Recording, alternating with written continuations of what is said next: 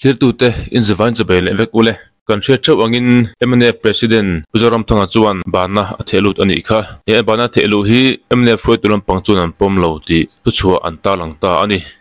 chuwang chuan Pujaram Thanga hian MNF hi alakai roi chun jam zel don tina ani chu president Pujaram Thanga tun in khan wi MNF in sarkar na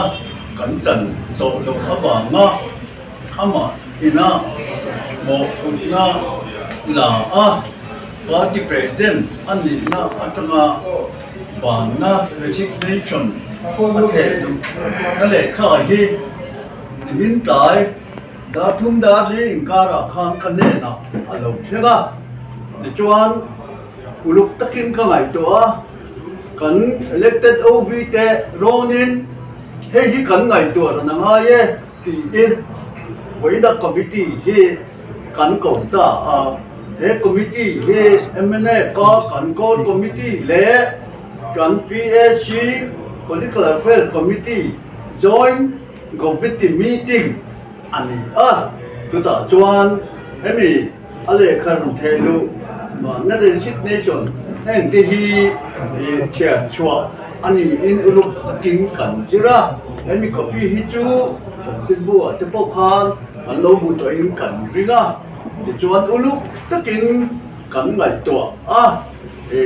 tu tia na uluk tak kan ngai to nuwa chuan kan committee chuan hetiang ang hian resolution kan pass ta ani kan chair ange gum sang ni som le pathum Mizoram MLA in Thanpuya MNF party in sarkar na achan zo tak lo awanga Pujaram Thanga MNF party president ama mo na moral responsibility angaya MNF party president ani na atanga bana athele chungchang hi MNF national core committee le MNF political affairs committee joint meeting chuan za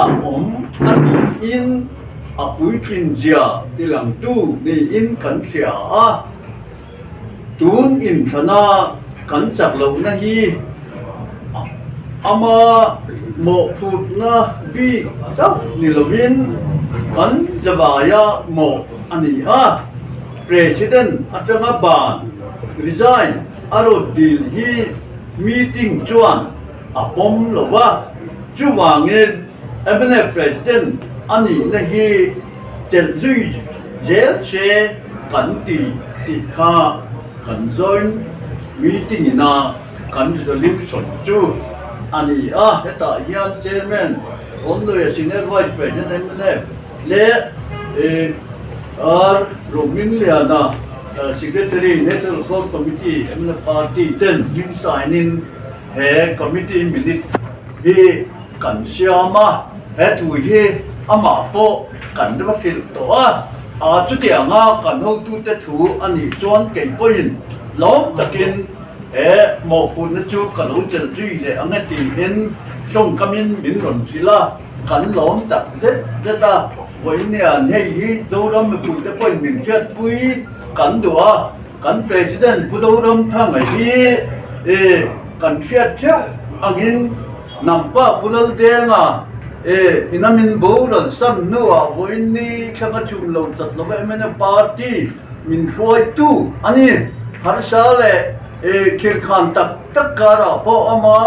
kai roi na hian chum te chu pal tam thein kan ama ho po hian ministry sarkar voi thum tong kan lo siam to tun tuma ero chuan party dang te hun along thren ve ti hian sarkar na party dang nan siam tu khi kan lo puya chuta MNF chaklo na chuan ama chaklo na pi emo ama mo pi ka kan lai lo reng ani chuan voinia kan joint meeting hian kan core committee le PSC joint meeting hian kan zawa yamo ani chu wangin anh đi đâu vậy à president hiền ông duy ngay ila anh nhìn bộ cần nhìn chú nó về chơi duy mà là gì thì cần xịt đón nhà thì hiện với nhà thì tôi chuẩn bị cần xem ta anh đi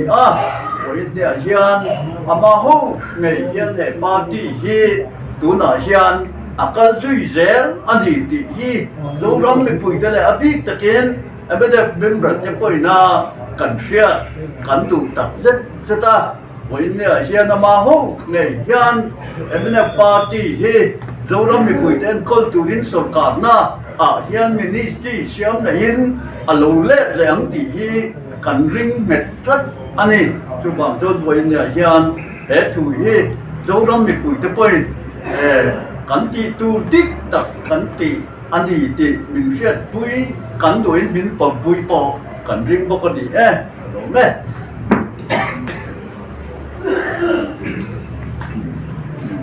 Này, anh phải đẹp mày, khá là copy khá là